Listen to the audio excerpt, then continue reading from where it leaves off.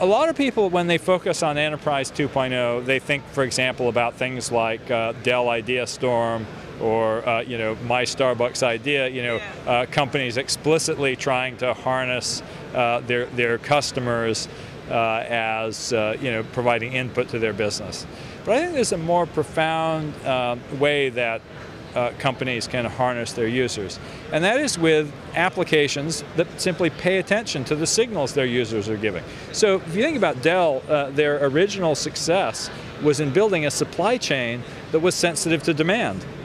And that's actually more of a Web 2.0 application in many ways than Idea Storm, because they basically had built systems whereby people would say, yeah, they're building more, people are ordering more 20-inch monitors, and that would feed all the way back directly. Walmart in that sense is telling us something about the future.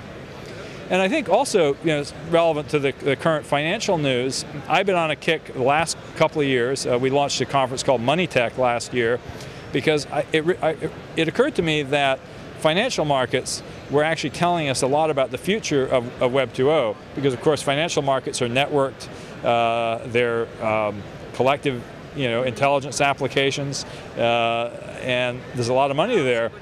And so it struck me that we could see what could go wrong by looking at financial markets. And one of the things that I seized on pretty early on was the idea that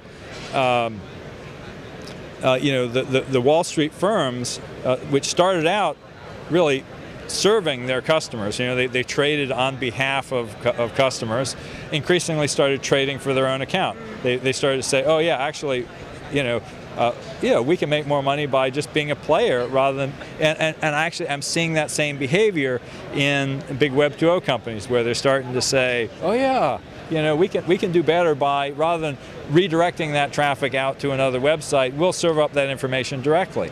And I think it's really important to have an ecosystem view of all these things. You must create more value than you capture. If you capture more value than you create, you end up tearing down the system. So I think it's really important for us to look ahead at collective intelligence applications of other kinds. What's gone wrong?